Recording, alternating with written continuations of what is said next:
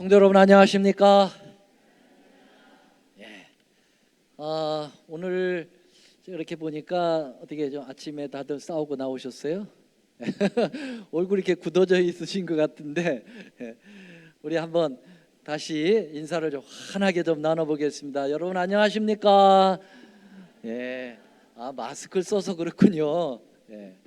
오늘 이렇게 뵈니까 우리 윤상근 선생님 나오셨네요. 정말 반갑습니다. 예. 참 아내를 떠내 보내시고 그 마음이 얼마나 지금 허전하고 아프실까요? 우리 하나님께서 위로하시며 함께 하시기를 계속 기도해 주시기를 바랍니다. 오늘 찬양 너무 좋았죠? 네, 이 부부 특창을 좀 자주 듣기를 좀 원하는데 좀 자주 해주세요. 그리고 아까 예배 시작 즈음에 저쪽 영어권 쪽에서 그 아이들의 노래 소리가 합창으로 들리는 거 들으셨어요? 기분이 좀 어때요? 너무 좋죠? 예, 이제 우리가 기지개를 펼 수 있는 그런 때가 됐구나라는 그런 느낌이 확 들어오네요. 예, 이제 뭐 마스크도 벗어도 된다라고 하는 나라의 지침도 있고, 그러니까 여러분들이 조금 활력을 좀 내시고 하나님 앞에 더 열심을 우리가 내서 주님의 거룩한 은혜 가운데 함께 거하시면 좋겠습니다. 오늘 저는 말씀의 제목을 좀 바꿨어요. 제가 광고에 나가기는 마음에 이제 법을 새기자라는 그런 제목인데 조금 바꿨습니다. 뭐라고 바꿨어요? 그랜마와 푸뉴마라는 그런 여러분 잘 무슨 말인지 잘 모르시겠습니다만은 제목을 이렇게 딱 던지고 이게 무슨 제목일까 호기심을 끌면서 이 말씀으로 이렇게 초청하는 것도 하나의 또 신앙적 전략입니다. 그래서 그랜마 푸뉴마 이렇게 좀 정해봤습니다. 자, 오늘 하나님의 말씀, 성경 말씀 히브리 8장 10절 다 같이 크게 읽겠습니다. 시작. 또 주께서 가라사대 그날 후에 내가 이스라엘 집으로 세울 언약이 이것이니 내 법을 저희 생각에 두고 저희 마음에 이것을 기록하리라. 나는 저희에게 하나님이 되고 저희는 내게 백성이 되리라. 예, 우리는 계속해서 매주 안식일 설교에서 히브리서로 은혜를 누리고 있습니다. 한 번은 석가가 길을 지나면서 제자에게 질문을 받았습니다. 선생님, 좋아하는 것과 사랑하는 것은 어떤 차이가 있습니까? 그렇게 질문을 받았다고 합니다. 이때 석가가 마침 길에 예쁜 꽃이 피어 있었는데 좋아하는 것은 저 꽃을 꺾어서 자기 집에 화병에다 꽂아 놓는 것이지, 사랑하는 것은 저 꽃을 놔두고 마음에 두고 날마다 물을 주는 거야. 그렇게 좋아하는 것과 사랑하는 것을 비유하여 이야기를 했다고 합니다. 여러분, 우리의 정말 그리운 분이 한 분 계시죠? 신계훈 목사님. 신계훈 목사님 설교 중에 이런 말이 있습니다. 좋아하는 것과 사랑하는 것의 차이에 대해서 이렇게 말씀했어요. 고양이는 쥐를 좋아하지만 사랑하지는 않는다. 그런 말을 한 적이 있습니다. 제 손녀딸 이름이 별이거든요. 별이는 많은 장난감을 가지고 지금 한창 놀고 있습니다. 근데 별이가 장난감에 대한 생각은 좋아하는 마음입니다. 그러나 손으로 가지고 노는 장난감을 마음 깊이까지 새기지는 않는 것 같습니다. 왜냐하면 그 다음 날 보면은 그렇게 그 장난감에 애착을 가졌던, 광적으로 애착을 가졌던 그 장난감이 버려져 있어요. 그러나 별이에게 있어서 엄마는 언제나 별이가 안길 그러한 품으로 여기게 됩니다. 그래서 별이는 눈에는 장난감이 있지만은 별이의 마음의 깊은 곳에는 엄마가 있음을 저는 이번에 가서 확인을 했어요. 여러분, 좋아하는 것과 사랑하는 것 어떤 차이가 있습니까? 여러분들은 어떻게 생각하십니까? 여기 대략 심리학자들이 이야기하는 좋아하는 것은 애착을 갖는다고 그래요. 굉장히 애착을 갖고 그것을 갖고자 굉장히 갈망하고 그리고 자기만 그것을 가지려고 독점을 하는 그러한 상황이에요. 그리고 좋아하는 것은 이렇게 눈여겨본다는 겁니다. 눈여겨보는 거예요. 자주 눈여겨보죠. 그런데 좋아하는 것은 조금 시간이 지나면 뭐가 와요? 실증이 오는 겁니다. 그래서 금방 버릴 수 있어요. 근데 사랑하는 것은 애착보다는 헌신을 한다는 거예요. 그 사랑하는 대상에 대하여 내 마음을 주는 것입니다. 그리고 갈망하는 것도 있겠지만은 그 나의 사랑하는 사람에 대하여 배려를 하는 거예요. 다치지 않도록 보호하고. 그리고 좋아하는 것이 이제 눈여겨 본다고 하면은 사랑하는 것은 이제 마음에 새긴다고 그러죠. 마음에 깊이 마음으로 가져가는 거예요. 그래서 눈에서 마음으로 옮기는 거죠. 좋아하는 것은 시간이 지나면은 이렇게 실증을 내지만은 사랑하는 것은 시간이 지나면 지날수록 더 뭐가 온다는 거예요? 친밀감이 온다는 것입니다. 그래서 좋아하는 것과 사랑하는 것. 자, 오늘 본문의 말씀은 어디서 가져왔는가? 히브리 기자 바울 사도는 이 말씀을 에레미야서에서 가지고 왔더라고요. 에레미야 31장 33절의 말씀과 히브리 8장 10절 오늘 본문 말씀을 이렇게 똑같이 올려놨는데 한번 비교해 보세요. 그냥 그대로 가져왔어요. 나 여호와가 말하노라. 그러나 그날 후에 내가 이스라엘 집을 세울 언약은 이러하니 곧 내가 나의 법을 어디에 두었다고요? 그들의 속에 두고 어디에 기록했다고요? 마음에 기록하였다 그랬습니다. 히브리 8장에도 내 법을 저희의 생각에 두고 저희의 마음에 이것을 하나님의 법을 기록하겠다 그렇게 말씀을 하고 있습니다. 자, 여러분, 이스라엘 백성들은 하나님의 언약이 담긴 그 율법을 눈에 두었습니까? 마음에 두었습니까? 어떻게 생각하세요? 마음에 두고 살았나요? 그렇게 평가하세요? 이스라엘 백성들, 과거의 이스라엘 백성들. 그들은 하나님의 언약이 담긴 율법을 눈에 두고 눈여겨보기는 했을 거예요.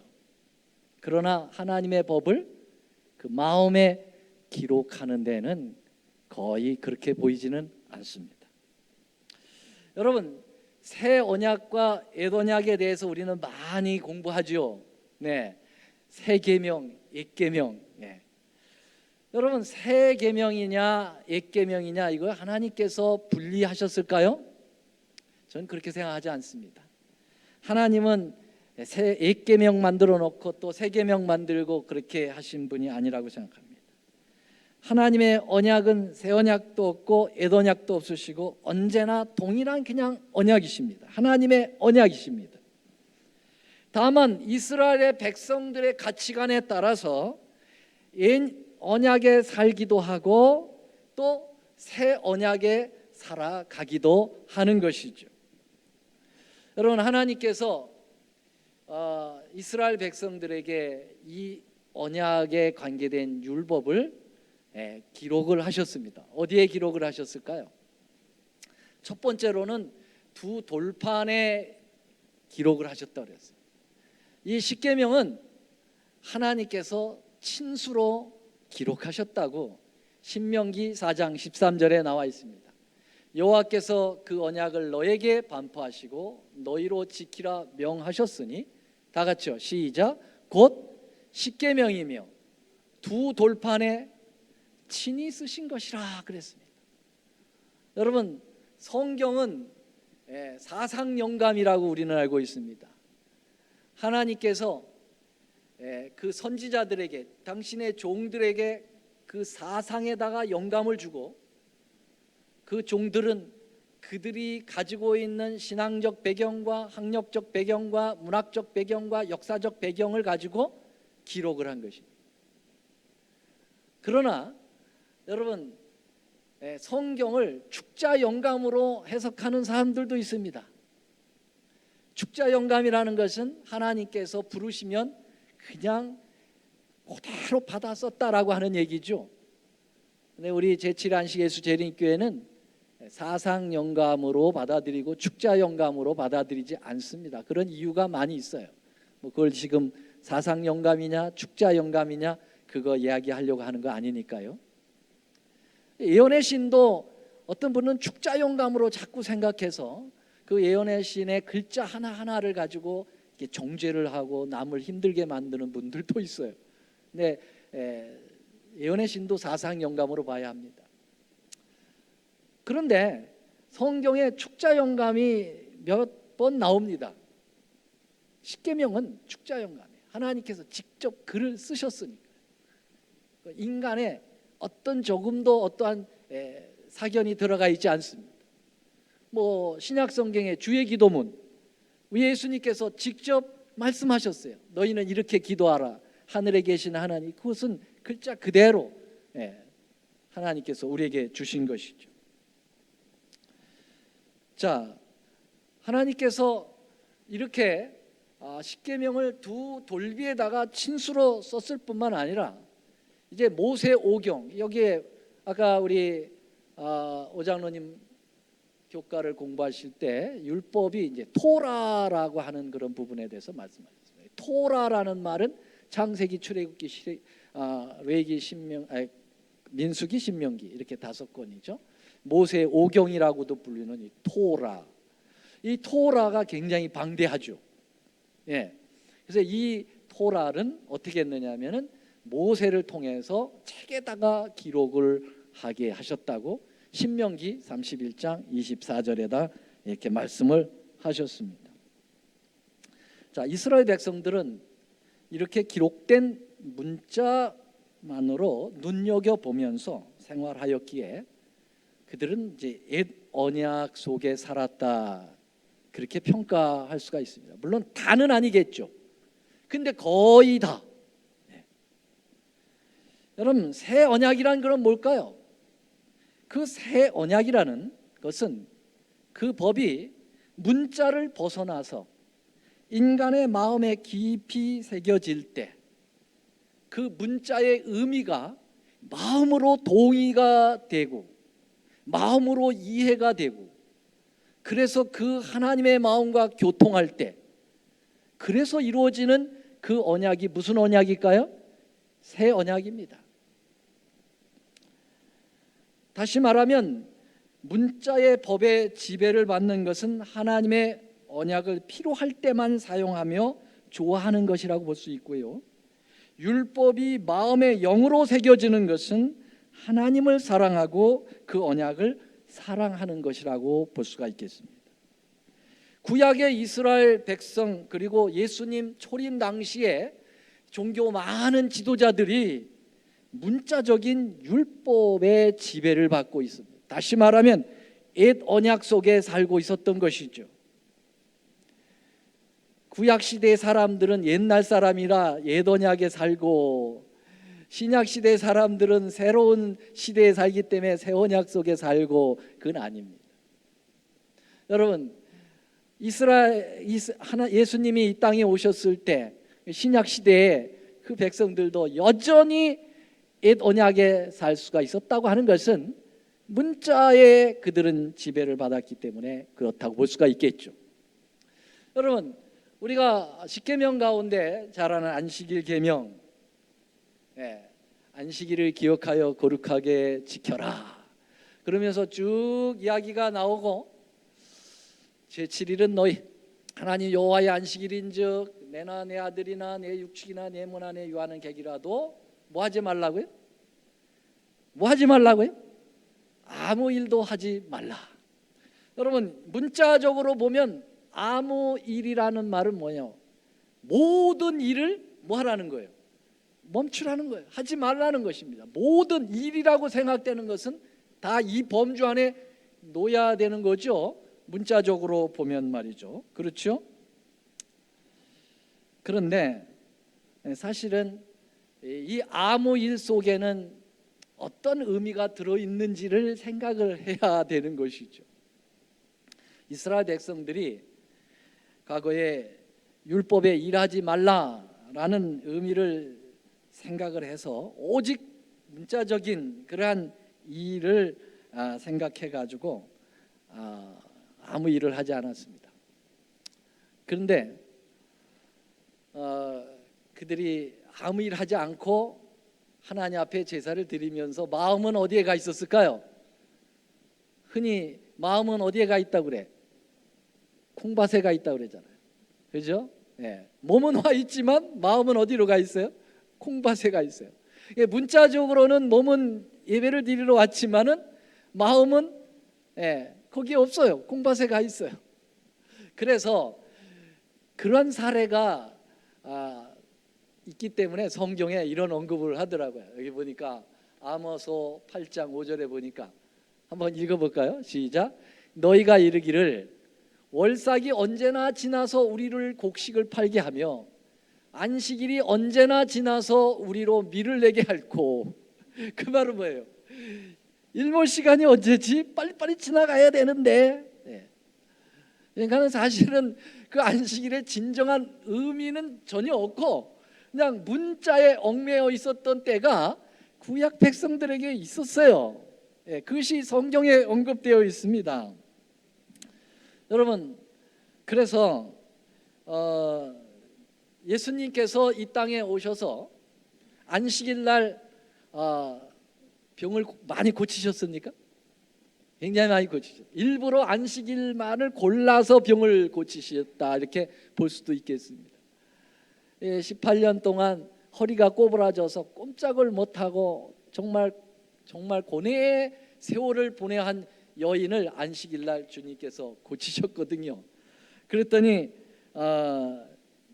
옆에서 그것을 지켜보고 있던 회당장 아주 굉장히 높은 사람입니다. 종교 지도자죠. 예수께서 안식일에 병 고치시는 것을 보고 뭐 했다고 그랬어요? 분을 냈다고 그랬어요. 화를 냈다고 그랬어요. 화를 내면서 무리에게 이르되, 예수님께는 직접 얘기하진 못하고 옆에 사람이 얘기하되, 일할 날이 열이 엿새 동안이 있는데 왜 그때 안 고치고 이때 고치냐? 그러면서 안식일에는 해서는 안 된다. 왜냐하면 율법에 아무 일도 하지 말라고 했는데, 그래서 이 병 고치는 것도 일의 범주에 집어넣는 거죠. 예수님께서 그걸 들으셨어요. 예수님께서 말씀하셨습니다. 외식하는 자들아, 너희가 각각 안식일에 자기 소나 나귀나 마구에서 풀어내어 이끌고 가서 물을 먹이지 않겠느냐? 그러면 18년 동안 사단에게 매임받은 이 아브라함의 딸을 안식일에서 이 매임에서 푸는 것이 합당하지 않느냐? 안식일의 진정한 의미가 뭐냐? 그냥 일 안 하고 그냥 꼼짝없이 있는 게 그게 안식일의 이 의미냐? 생명을 위하여, 하나님의 의를 위하여, 선을 위하여 일하는 것이 얼마나 합당하냐 이거죠. 여러분, 계명의 문자 속에 담긴 인간 사랑에 대한 의미는 그들에게 있어서는 전무했다고 볼 수 있어요. 왜 안식일을 주셨는지, 그 안식일을 지키라고 하는 의미가 뭔지를 그들은 생각 없이 그냥 문자만 가지고 따졌다라고 하는 사실이었죠. 유대인들은 그 문자를 더욱 확실하게 하기 위해서 말이죠, 미슈나라고 하는 유대 전통 문서에 보면은 39가지를 갖다가 만들었어요. 성경에도 없는 39가지의 안식일날 하지 말아야 될 것들을 만들어 가지고 문자적으로 철저하게 율법에 얽매여 있었습니다. 그래서 안식일은 솔직히 말해서 그들은 기쁜 날이 아니었어요. 그 안식일이 오면은 부담스러운 날이었어요. 아유, 이거 언제 지나가지? 다 시작부터 끝나기까지 계속 안식일이 빨리 지나가기를 바라는 마음이었어요. 이게 유대인들의 안식일이었어요. 혹시 여러분들은 그런 안식일을 보내고 있지 않는가요? 오늘 혜진이 시간이 몇 시야? 여러분들이 만약에 그런 마음으로 지금 안식일을 보내고 있다면 우리는 문자에 얽매인 그러한 사람들이죠. 안식일을 좋아하는 것처럼 보이지만 사랑하진 않아요. 안식일의 주인이신 예수님 그냥 좋아하는 것처럼 사람들에게 보이지만은 예수님 사랑하지 않아요. 여러분, 우리가 이사야 58장 13절에 보면 안식일은 즐거운 날이라 그렇게 표현하고 있는데 전혀 즐겁지 않아요. 그래서 여러분, 이 문자에 얽매인 신앙, 옛언약의 신앙이 굉장히 위험하다는 거 아셔야 돼요. 굉장히 정말 무서운 거예요. 그럼 새 언약이 얼마나 중요하고 얼마나 우리의 신앙을 정말 옳게 가게 하는 것인지를 알아야 돼요. 그래서 오늘 이 주제 정말 중요합니다. 뭐 언제 중요하지 않은 거 하나도 없지만 오늘 정말 우리 제7안식 예수 재림 교인들에게 더더욱 중요한 그러한 주제가 아닐 수가 없습니다. 여러분, 그래서 예수님은 이 문자에 얽매여 있는 신앙을 갖다가 주님은 이렇게 평가했습니다. 화 있을진저 외식하는 서기관들과 바리새인들이여, 회칠한 무덤 같으니 겉으로는 아름답게 보이나 그 안에는 죽은 사람의 뼈와 모든 더러운 것이 가득하도다. 여러분, 문자에 얽매여 있는 것을 갖다가 뭐 하라고 그랬어요? 외식하는 자라고 그랬어요. 외식하는 자라. 여러분, 외식이 뭡니까? 밖에 가서 밥 먹는 겁니까? 우리 아이들이 자꾸 외식하자 외식하자 그래서 제가 성경 외식하지 말라고 그랬다고 그냥 농담을 했지만 그 외식이 아니죠. 그냥 겉으로만 표리부동이죠. 표리부동. 예수님이 참 기가 막히게 예를 들으셨어요. 그 유대 나라에 가면은 무덤을 잘 꾸미기 위해서 밖에 회를 칠하는데 아주 깨끗하게. 그런데 그 안에는 뭐가 썩고 있어요? 시체가 썩고 있어요. 냄새 나고 있어요. 구더기가 있어요. 겉만 번지르한 거지요. 이스라엘의 신앙이 그냥 문자를 지켜서 겉으로는 다 아주 멋있는 신앙을 하는 것처럼 단장했어요. 그러나 마음에 전혀 그 율법의 문자가 마음의 기록으로 가지 않았기 때문에 안에는 막 썩어요. 회칠한 무덤입니다. 여러분, 성경에 이 토라 율법의 11금에 대해서도 말씀했을까요? 네, 11금에 대해서 말씀했습니다. 우리의 10분의 1은 하나님의 것이니 하나님께 드리라고 하는 말씀인데, 사실은 이 말씀은 10분의 1만 하나님 것이 아니라 우리가 가지고 있는 모든 것은 다 하나님 것이에요. 여러분, 그렇게 동의하십니까? 네, 하나님이 모든 걸 만드셨고요, 우리도 만드셨고요, 또 우리에게 자녀도 주셨고요, 우리도 재물을 주셨지만 하나님께서 다 사실은 은도 내 것이요 금도 내 것이요, 학개서 2장 8절 말씀처럼 말이죠. 그래서 다 주님 거지만 그러나 10분의 1을 떼어서 하나님께 드리면 이 모든 것이 하나님 겁니다라고 내가 인정하는 표라고 하는 것입니다. 그래서 역대상 29장 11절에 보면은 여호와여, 공대하심과 권능과 영광과 이김과 위엄이 다 주께 속하였으니 천지에 있는 것이 다 주의 것이로소이다. 여호와여, 주권도 주께 속하였으니 주는 높으시어 만유의 머리시나이다. 여러분, 우리가 수입의 10분의 1을 하나님 앞에 드리면서 우리는 마음에 그런 고백이 있어야 됩니다. 하나님, 이건 하나님께서 그냥 문자적으로 드리라고 했기 때문에 그냥 드립니다, 이렇게 하는 것은 사실은 외식으로 가는 거죠. 그런데 하나님은 나의 모든 재물의 소유주이십니다. 나의 모든 가치관의 소유주이십니다 라고 11금을 드릴 때 그 마음으로 드리면 좋겠죠. 그런데 이스라엘 백성들이 율법에 문자적으로 얽매여 있었기 때문에 하나님이 11금 드리라 하니까 어쩔 수 없이 드려요. 그러나 마음은 늘 아까운 거예요. 11금 드리는데 아까워. 그래서 옛날에는 캐시로 드리는 것보다는 목축업을 많이 해서 이스라엘 백성들이, 그 다음에 이제 무슨 농사를 많이 졌기 때문에 현물로 11금을 드립니다. 그래서 10분의 1을 띄어서 이제 드리는데, 예를 들면은 그 양을 키우는 분이라고 있는 한 목축업을 하는 성도가 있다고 봅시다. 근데 양 100마리의 수입을 얻었어요. 그래서 100마리 중에 11조면 몇 마리를 내야 됩니까? 10마리를 내야 되는데 10마리를 낼 때 어떻게 내야 될까요? 제일 좋은 걸 골라가지고 그로부터 이렇게 내야 되잖아요. 근데 이 문자에 얽매인 사람들은 어떻게 할까요? 제일 찌질이, 젖도 안 나올 거, 팔아도 상품의 가치가 없는 거, 그런 것만 10개 골라가지고 낼 수 있을 거 아니에요. 그래서 주님께서 이렇게 말씀하셨어요. 소나 양의 10분의 1은 막대기 아래로 통과하는 것에 10제마다 여호와의 거룩한 것이 되리니 그 우열과 교개하거나 바꾸거나 하지 말라. 여러분, 이스라엘 백성들이 그렇게 했어요. 이제 양 100마리를 이렇게 놓고 10마리를 추려내는데, 임의로 추려내면은 찌질이를 골라내니까 어떻게 하겠어요? 좁은 통로로 한 마리 양으로 지나가는 길 통로를 만든다는 거예요.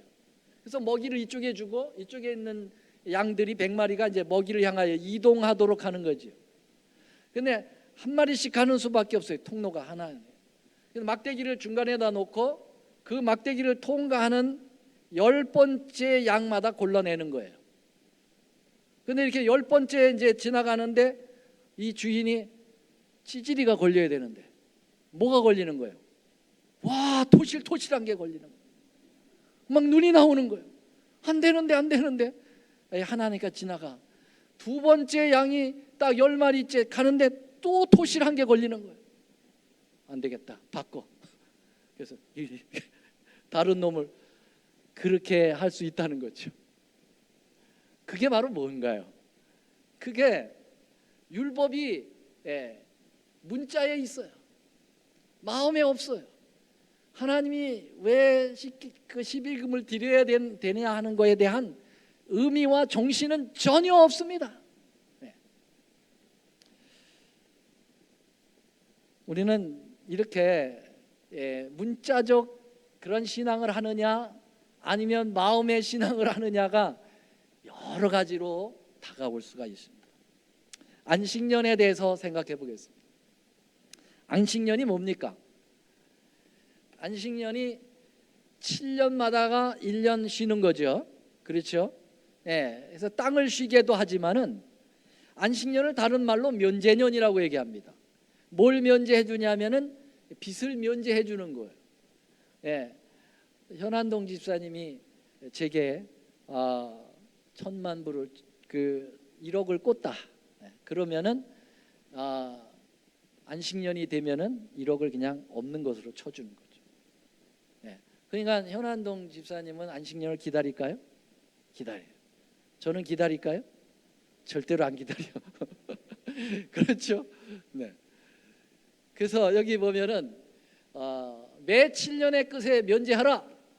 면제의 규례는 이러하니라. 무릇 그 이웃에게 구워진 채주는 그것을 면제하고 그 이웃에게나 그 형제에게 독촉하지 말라. 그렇게 얘기했어요.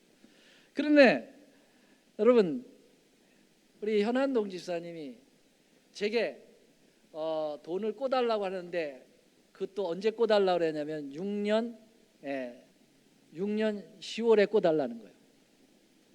그러면은 안식년이 되려면은 몇 개월이 남았어요? 2개월 남았어요. 제가 꿔줍니까 안 꿔줍니까? 절대로 안 꿔주죠. 2개월 지나면 그냥 뜯기는 거니까 재촉도 못해. 그래서 안 꿔주면 뭐 하는 사람이에요? 문자에 얽매이는 옛 언약에 사는 거죠. 면제년이 왜 필요한지에 대한 의미는 전혀 모르는 거죠. 불쌍한 사람들 주라는 거예요.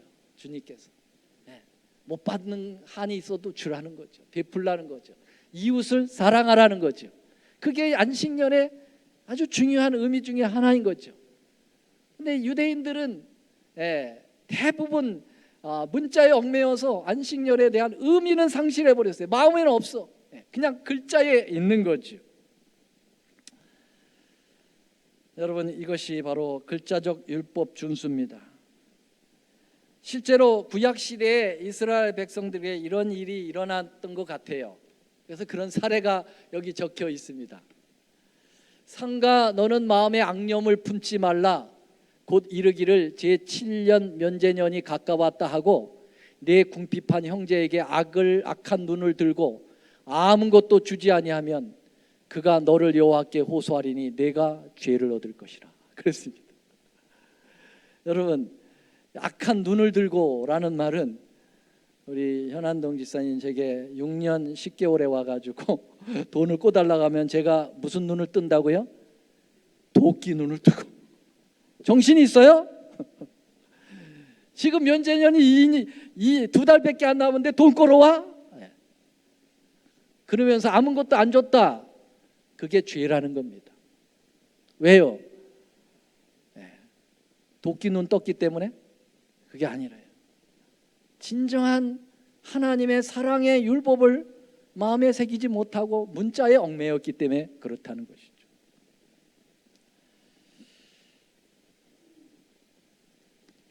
글자는 행동하게 하지만은 마음의 변화를 주지는 못합니다.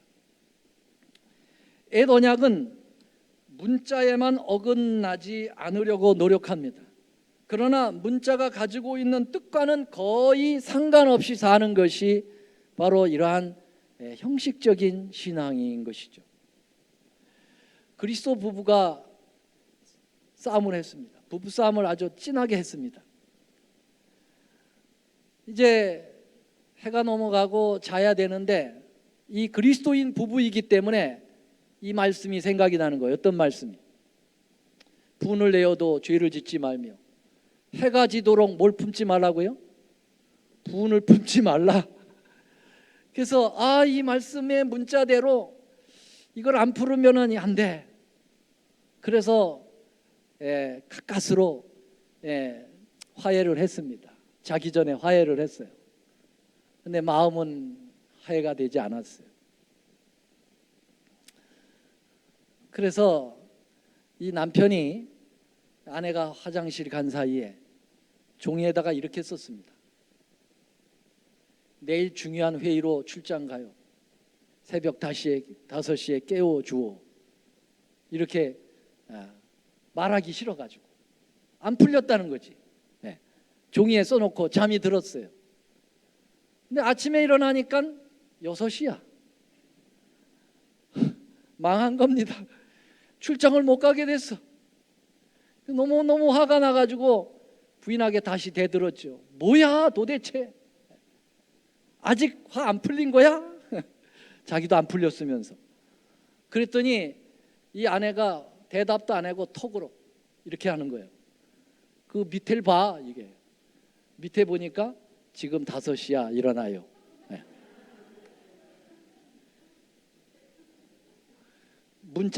문자는 있어요. 그래 뭐가 없어요?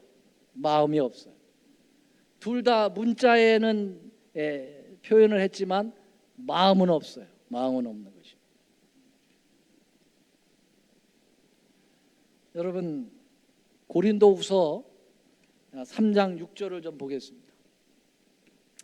이 말씀 한번 같이 읽어보겠습니다. 시작. 저가 또 우리를 새 언약의 일꾼이 되기에 만족하게 하셨으니 의문으로 하지 아니하고 오직 영으로 함이니 의문은 죽이는 것이요 영은 살리는 것이다. 여기 새 언약을 언급하면서 의문이 있고 영이 있다고 그랬어요. 여러분, 의문이 뭐예요? 퀘션입니까? 아니요. 그래서 영어 성경을 가져왔어요. 킹 제임스 버전에 보면은요, 여기 의문이라는 말을 레로라고 했습니다. 레로가 뭐죠? 문자예요, 문자. 글자란 말이죠. 이것을 오늘 설교 제목에 그랜마라고 얘기합니다. 그랜마. 예. 그랜마. 예. 문자로 신앙하는 것은 뭐 하는 거요? 죽이는 거라고 그랬어요. 뭘 죽여요? 자기를 죽이는 거. 남도 죽여요. 그래서 뭐로 하자고요? 오직 영으로 하자. 영은 뭐예요? 스피릿이에요. 푸뉴마입니다. 그래서 그랜마가 아니고 푸뉴마입니다. 여러분, 바울은 바로 이 히브리서를 기록한 저자죠. 이 저자가 분명히 얘기하기를 글자대로 사는 사람은 죽는다 그렇게 얘기했어요. 죽음은 뭐 때문에 오는 거죠? 죄 때문에 오는 것입니다.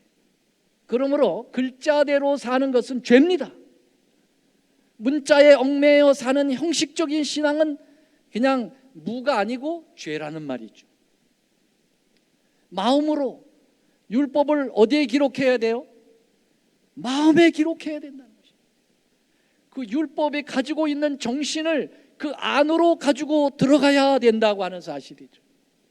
그게 없는 신앙은 말짱 도루묵보다도 더 심한 말짱 뭐예요? 패망이에요. 패망. 그냥 제로가 아니에요. 제로가 아니고 패망으로 가는 길입니다. 너무너무 중요한 거죠. 여러분, 그래서 바울은 로마서에도 이런 말씀했습니다. 로마서에도 우리가 육신에 있을 때는 율법으로 말미암는 죄의 정욕이 우리의 지체 중에 역사하였더니 이제는 우리가 얽매였던 것에 대하여 죽었으므로 율법에서 벗어났으니 이러므로 우리가 영의 새로운 것으로 섬길 것이요. 여기 영을 새로운 것이라고 얘기했습니다. 이 푸뉴마를 갖다가 새 언약이라고 하는 겁니다. 이 영은 어디에 기록되어 있어요? 마음에 기록되어 있는 것입니다.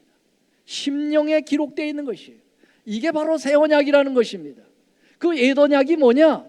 옛 언약은 바로 의문에 있는 것입니다. 바로 글레마죠. 글레마. 이 글레마의 묵은 것, 옛 것으로 아니하라 그랬어요. 옛 언약은 우리를 죽입니다. 우리를 영원히 패망시킵니다. 새 언약이 우리에게 있어야 될 줄로 믿습니다.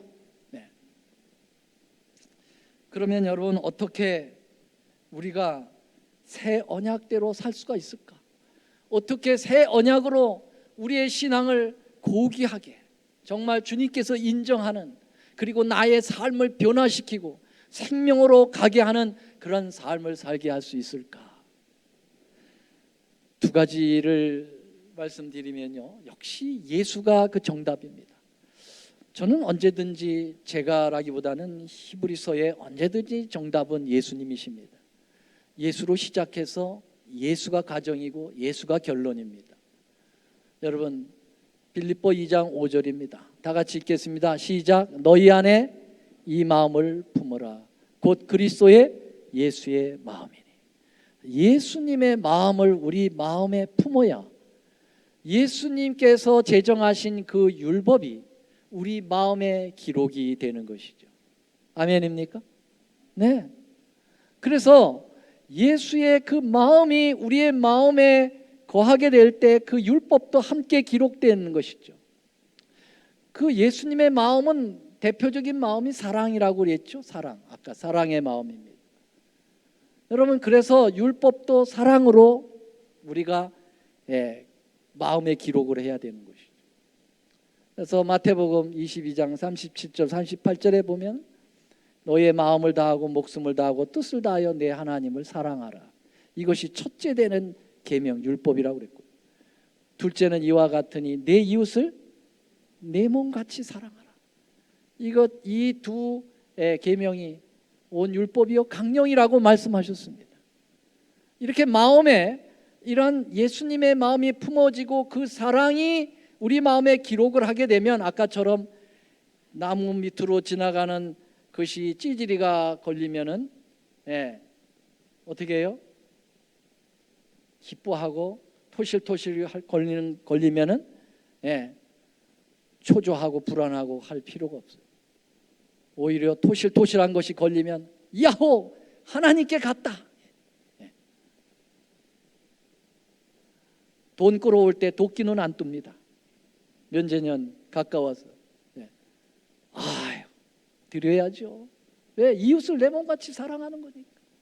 예수님께 그렇게 하셨으니까. 예수님께서 엄청나게 바보처럼 사셨거든요. 다 손해보고 사셨거든요. 그런 신앙이 우리에게 구가가 되는 거죠. 정말 히브리서는 위대한 책입니다. 이런 것들을 우리에게 말씀하고 있어요. 그래서 갈라디아 2장 20절을 결론으로 낼까요? 내가 그리스도와 함께 십자가에 못 박혔나니 그런즉 이제는 내가 산 것이 아니요 오직 내 안에 누가 사셨어요?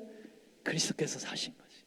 예수님의 마음을 품으면 여러분, 그 예수님이 내 안에 사셔서 그 삶을 대신 살아주시는 거예요. 그러면서 이웃을 사랑하고 하나님을 사랑하고 문자에 얽매이는 삶이 아니라 그 율법의 정신에 그 기인돼서 살아가는 그러한 성공적, 승리적 삶을 사는 그러한 위대한 신앙자가 되는 것이죠. 오늘도 여러분들 마음속에 예수님을 모시게 되는 그러한 귀한 축복이 여러분과 제게 함께 있게 되기를 간절히 소망하면서 말씀을 드리겠습니다. 사랑의 우리 아버지, 오늘 저희들에게 신앙의 깊은 본질적 문제들을 생각해 보게 해주셔서 고맙습니다. 우리 이제까지 어쩌면 유대 이스라엘 백성들의 그 실패의 전철을 밟으며 글렘마 문자에 얽매인 형식적인 삶을 살아오지 않았나. 주님, 혹 저희들이 그런 삶을 살았다면 용서하여 주시옵시고 분유마 성령의 그러한 감동으로 하나님의 거룩한 법을 우리의 마음에 새기고 기록하는 그런 삶을 사는 저희들로 거듭나게 도와주시고 주님의 거룩한 의로 이끌어 주시옵소서. 이제는 우리 하나님의 크신 사랑과 예수님의 놀라우신 은혜와 성령님의 감화교통하심이 성령의 그 거룩한 영으로 하나님의 법을 마음에 새기고 기록하며 살기를 갈망하는 하나님의 이 귀한 백성들 심령 위에 영원히 함께 하옵시기를 우리 구주 예수님의 이름으로 간절히 기도 올리옵나이다. 아멘.